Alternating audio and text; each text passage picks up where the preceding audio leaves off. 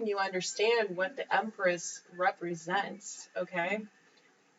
So we have both masculine and feminine energies in every person. And when you come into balance with those energies, you represent a certain status quo. And when you become an empress or an emperor, you become the master of 4 queens or 4 kings and the emperor. Like, it doesn't get much higher than the empress and the emperor as far as the status quo in the tarot. Okay? The empress represents the fertile earth goddess, okay? She's the eternally pregnant, fruitful, rich, restorative, nurturing, loving, grounded, comfortable representation of divine feminine at its best. Of course, we could talk about the negative aspects, but right now we're going to talk about these positive traits, right? So if you look at that in a 3D perspective, we're looking at it from the perspective of material wealth, comfort, satisfaction. So yeah, to pull the Empress card for the collective is a good sign. It's a great sign of empowering that Mama Earth grounded, fruitful energy. But it's also about our ideals. And if you think about Libra and the beautiful ideas and the aesthetic that is cultivated from Libra through language, it brings on a slightly different meaning of the Empress card.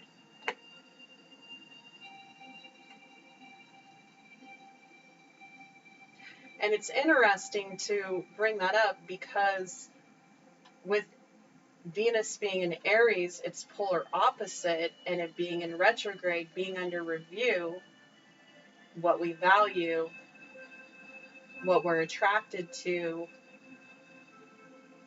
what magnetism we have within ourselves that's expressed outward, what kind of relationships we have, and also what kind of relationships we have with spirit. Because if you're going to get into the intellect, and you're going to get into spirituality, and you're going to look at the mundane, you're going to look at all these aspects.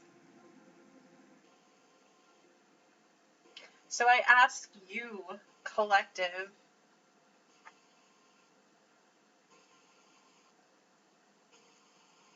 how are you talking to yourself these days? You see, Taurus also rules the throat chakra, even though people would think that Gemini rules it, because Gemini is the next sign in the zodiac, okay? And it rules communication and all those kinds of things. So, yeah, sure, Gemini, which happens to be, by the way, the polar opposite of Sagittarius, which we were mentioning earlier, which means it represents lower knowledge. And that doesn't mean to put Gemini down, but they do rule gossip, okay? So if we were to look at the concepts between higher wisdom and lower wisdom, that would be that spectrum on its shadow form. But we're not talking about that. We're talking about beauty. We're talking about values. We're talking about language. We're talking about the throat chakra and Taurus ruling the throat chakra, okay?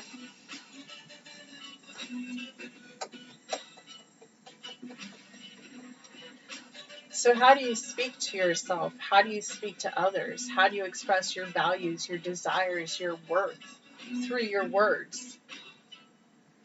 And how does it affect yourself, your identity, your own authority? Do you give your power away by, constantly saying nice things to other people, but never really asking for nice things yourself? Just think about that for a second.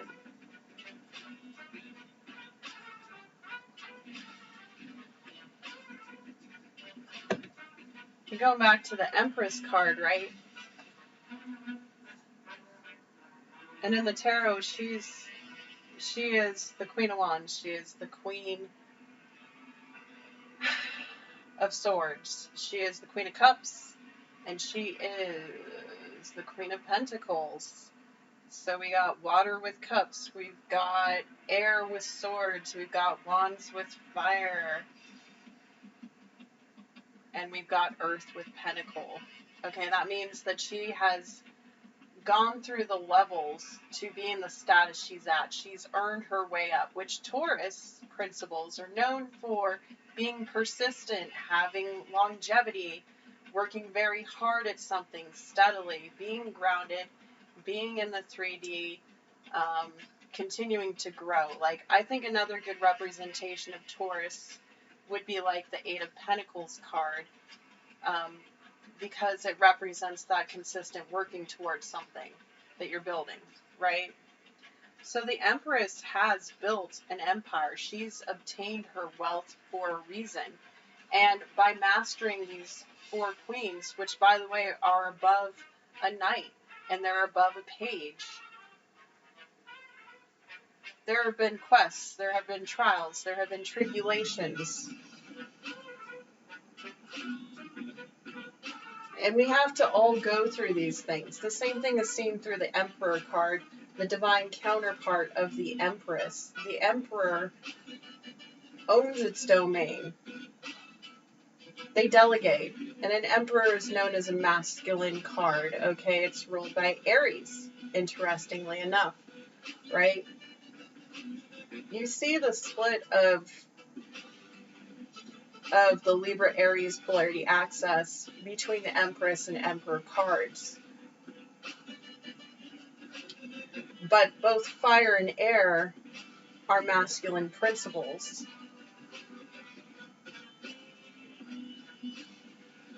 And every king embodies air energy. And every queen embodies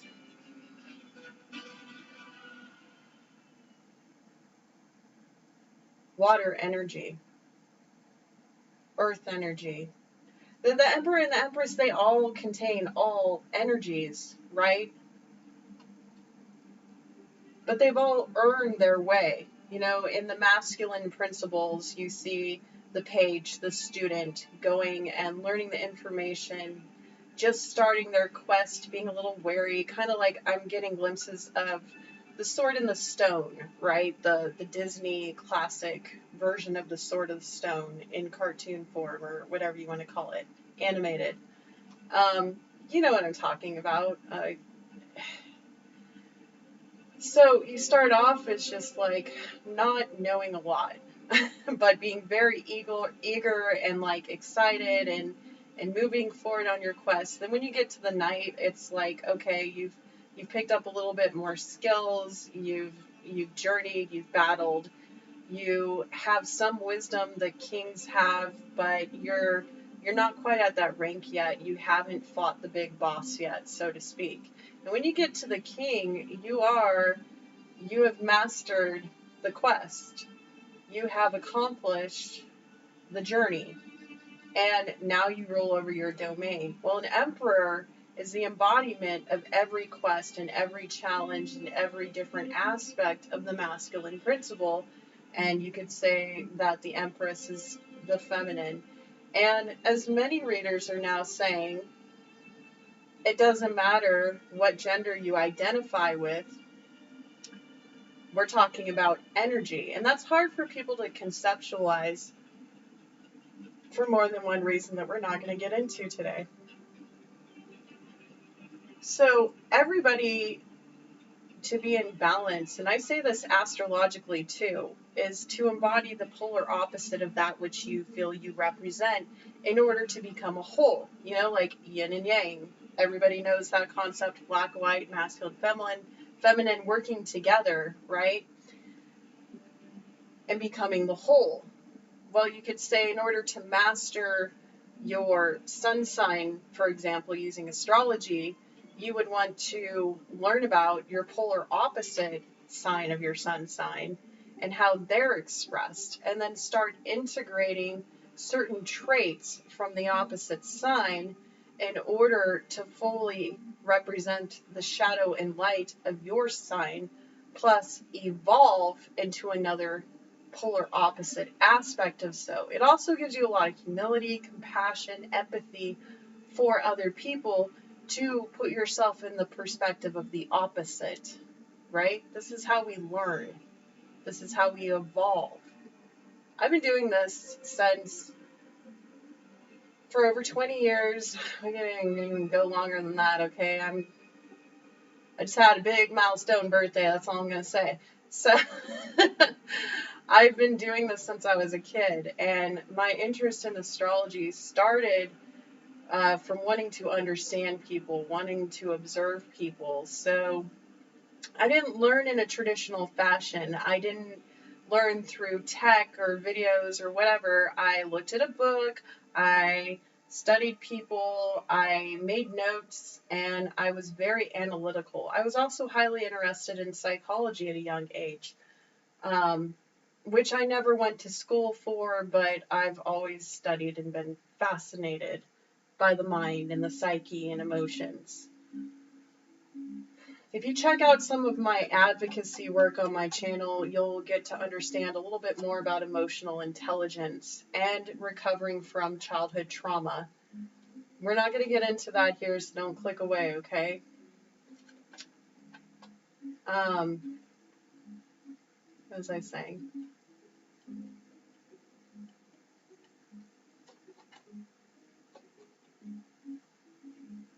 Of course, the Moonlight Sonata comes on my playlist. I used to play the song on the piano a lot. So, okay, so childhood, speaking of. Yeah, so you learn how to study people and you realize how much it can actually help you. And when you understand how astrology goes beyond your sun sign, you can see how different pieces fit. And you can actually get into what's called predictive astrology or electional astrology.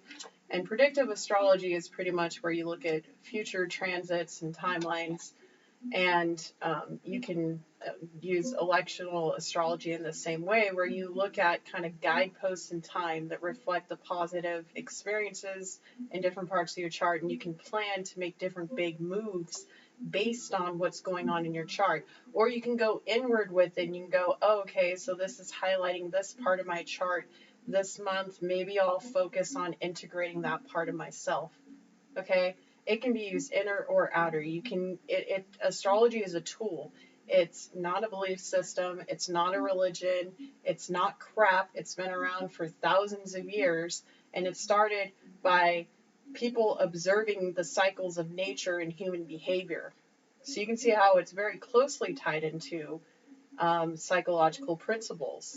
And it's actually really fascinating. I have seen a lot of psychologists getting into astrology to help their clients better, which is phenomenal. I think that's amazing.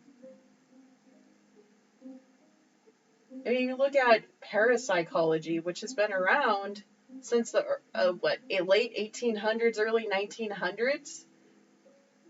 And you look at our system of understanding the collective consciousness and archetypes because of Carl Jung. I just finished reading his final published book, which was Memories, Dreams, Reflections. And it was him looking back over his life and the different things he'd written. It's really fascinating. If you're interested, I would recommend reading that. If you read nothing else of his, check that out. And he talks about different perspectives of the world from his travels. And anyways, I don't know where I was going with that, but I just thought I'd throw that out there. So in the same way that you can learn from different aspects of yourself through astrology, you can do it through tarot and through oracle with spiritual guidance. You can do it through prayer. You can do it through meditation, through yoga, through channeling, through art, like singing or painting. If you want to go really deep into the woo-woo, you can practice automatic writing and get into like journal prompting and Like, there is no limit to the possibility of self-exploration in this world. If anybody tells you that their ideologies or their principles or their spiritual systems are the only way to succeed in life, you should probably use your discernment. For everything I channel or I mention or I speak on about, half of it is spirit and half of it's life experience. And I've had to go deep within myself many times in my life to obtain the knowledge that was very difficult for me to obtain. And I was never seeking it, not consciously. I was driven to understand it. There's a fire within me that drove me. And there's a fire in every one of you, which, speaking of Aries and Emperor energies, and I feel it's necessary to bring this up because I have reviewed these energies having, again, a conjunct Venus in Aries and Mars in Aries, and Mars being the ruling planet of Mars, Aries-Mars connection, okay? Which is all about power and passion and how you take action in life and how you assert your will, right? Like an emperor executes their will. And I'm saying their or they or them instead of he or she. We understand there's masculine and feminine principles, but I'm intentionally being gender vague here. I'm also an advocate for queer folk. And side note, and I may get some clicks away, but I don't care. I don't talk about this on a wide platform because I'm private about my family life, but I'm a single mom of a genderqueer child. I have an NB child, and I love them to pieces, so I use they, them a lot, and it's okay if we don't have to go down that rabbit hole. I'm not trying to preach to anyone. I'm just letting y'all know that I'm very aware, and the way I speak is a little different than other people because I advocate for children and other minorities who identify differently, okay? So, saying an emperor, they, them, whatever, we're just using that for brevity's sake, okay? Because I identify as a female. I am, for the first time in my life, I can say I represent the Empress card. I am the divine feminine, but I had to work very hard, just like the Empress card represents, to be in that position, to represent that energy, just like the Emperor. The difference between the Emperor and the Empress is obviously the difference between receptivity and action, okay? And when you've had to be a Page of Wands, and a Knight of Wands, and then a King of Wands, in a feminine identity, you learn to master the Emperor energies. And the reason I reference to my personal chart is because my placements in Aries are in the 10th house of mastery. And guess what we just did, folks? We just went through about 3 years of Aries North Node action. We all learned about autonomy. We all learned about toxic relationships and codependencies. And we also learn about the toxicity of being overly independent. Okay, I've briefly talked on this on other videos before.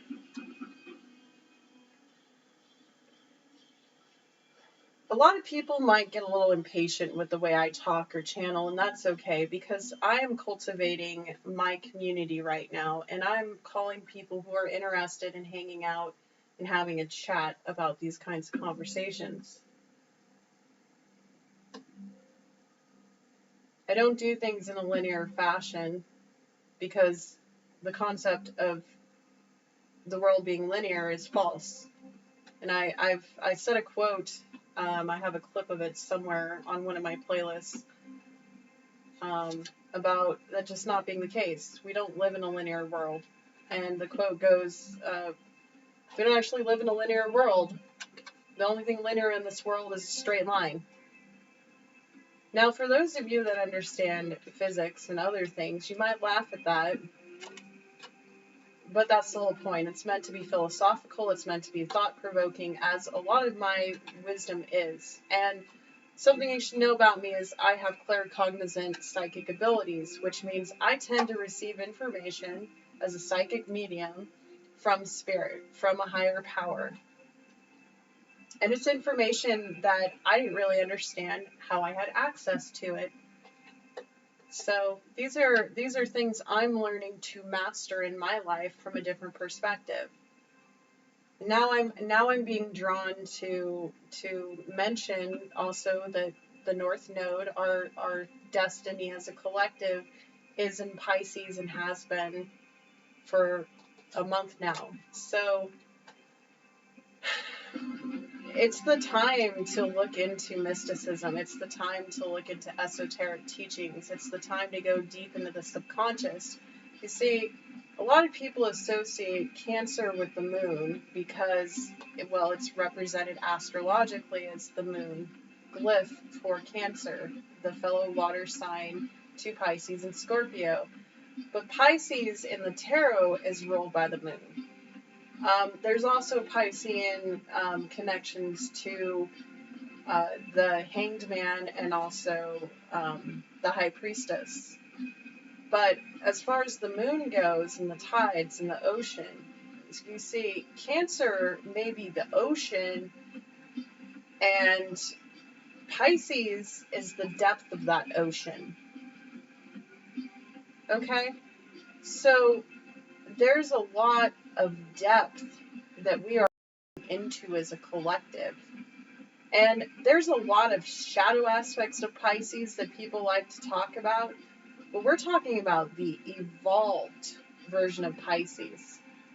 Okay? And I am a Pisces sun sign, I am a Pisces Mercury, I am a Pisces Psyche, and I'm a Pisces midheaven. Okay? This is my domain. And I have spent years learning the Virgo Hermetic energies to balance my midheaven. And I'm finally in a place in my life where my esoteric knowledge is bubbling up. And this is how I am showing up for the collective now, by putting myself out on this platform, talking about these subjects, helping people understand how to work with these energies. It's part of my path, okay? So I'm really, really fascinated to continue to talk about these things in any which way I please. I typically don't edit, but, I'm open to this channel evolving down the road and having somebody do those things to help me edit and whatnot and grow my channel. But when I started this channel, it was meant, which, by the way, was just in October 2024, so I'm still a YouTube baby. But I started this just to have an outlet, right? And that's how a lot of creative projects start, is wanting to express. And that loops us back into the Empress energies of beauty, of aesthetic, right? It's not just that, it's also about the earth. It's about, you could go into, it's herbal medicine also. That's another thing I do. I work with plants. I work with the energies of the earth. I'm an animist. So like looking at all these principles, you can kind of see how that energy expresses through you. So like pulling this Empress card, it's asking us to look at it as, how do we nurture our surroundings? How do we find comfort in our day-to-day, in our domain? What do we find beautiful? What do we value? And how is that represented in the 3D? And are you being kind to yourself with your thoughts? Are you being loving to yourself? Or are you isolating yourself with overthinking, with using logic and rational minded ways and planning and step-by-step perfectionism to express your will? Because we're talking about balancing the emotion with the logic, and that is a state we call the wise mind. in mindfulness practices. Naturally, the card that represents this in the tarot is the King of Cups, Scorpio energies. He is both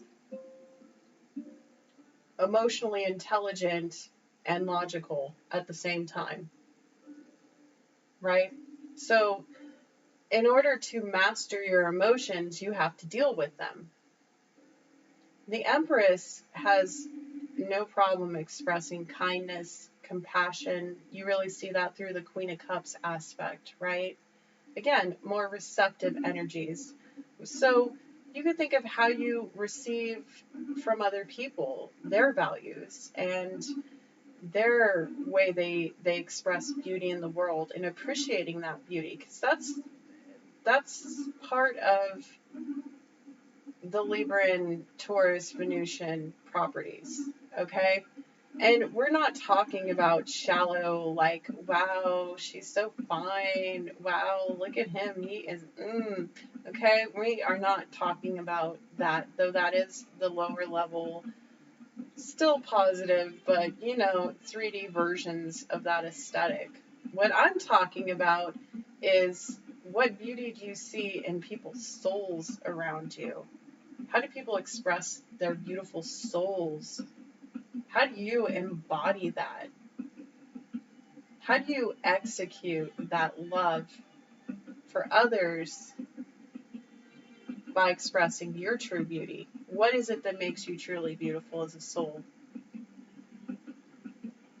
Really think about it. And it doesn't matter if you're a dude or a chick or a they, them, or nothing. It doesn't matter. Energy is energy is energy. In everything in our life.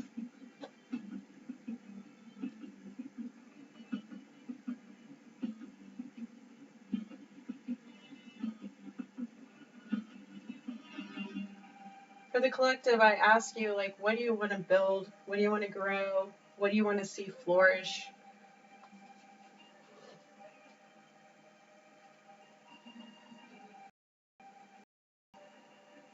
How do you express your beautiful soul in this world?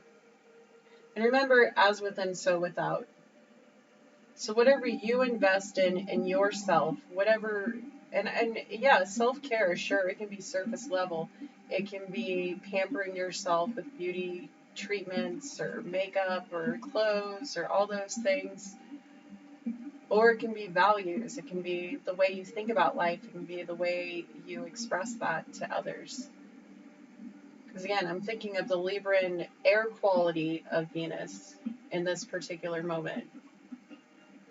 Because as we're being challenged to go inward with Venus in Aries retrograde, I'm looking to the polar opposite sign to say, okay, what could we integrate when we come out of this retrograde to express more wholly, right?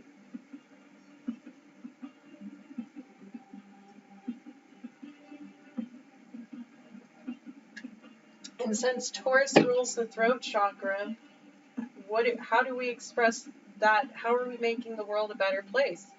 It could be something as simple as being a musician and creating beautiful music, or speaking beautiful words, poetry, prose, or it's about how you show up in the world in that evolved energy.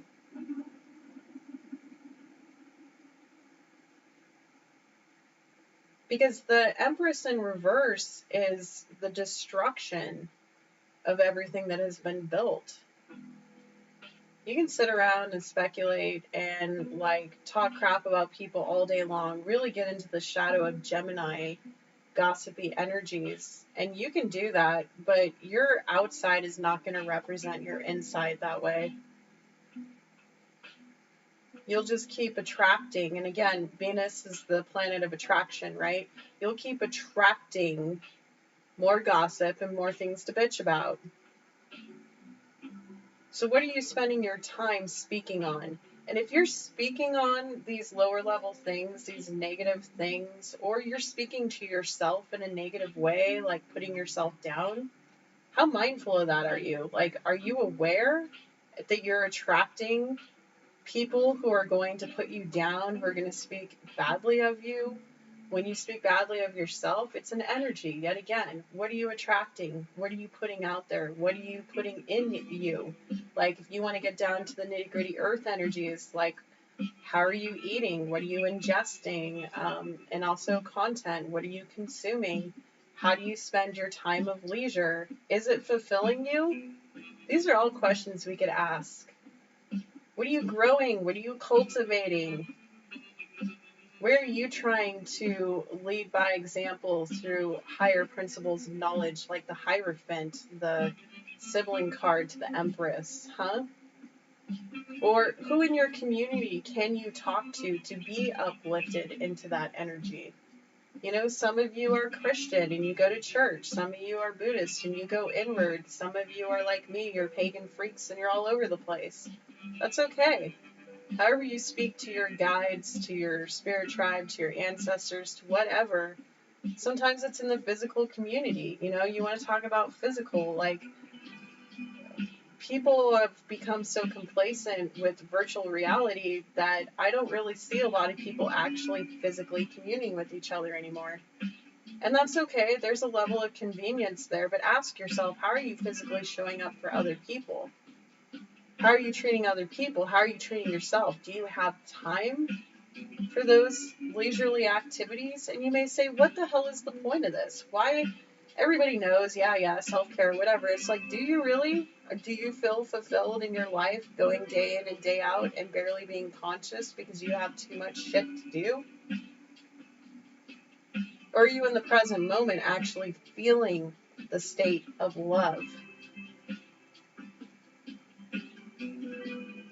I've spent a lot of time alone in my life, and especially in the last couple of years, and I've gone through great transitions. And I can tell you that when you have no choice but to go inward and to speak kindly to yourself, you start to see your reality shift and bend, and you attract new experiences and new adventures. And while the retrograde is not an ideal time to go for new love or new relationships, it is a time to work on the relationships you have now. And people are like, oh, I don't want to work. Okay, then why are you still here? I don't even know how long we are in this video. This is half channel and half wisdom, like I said.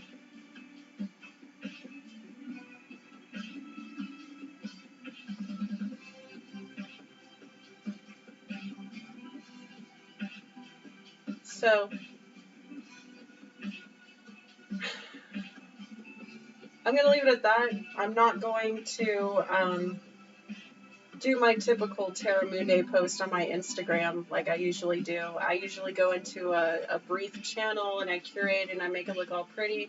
I took a picture of the card. You're welcome to go check out my stories, but I think I'll link this video on my Instagram instead of creating my posts. So yeah, every week I do this thing called Tarot Mundi. I pull a card or I do a spread for the collective. And this week I pulled the Empress card, and it is by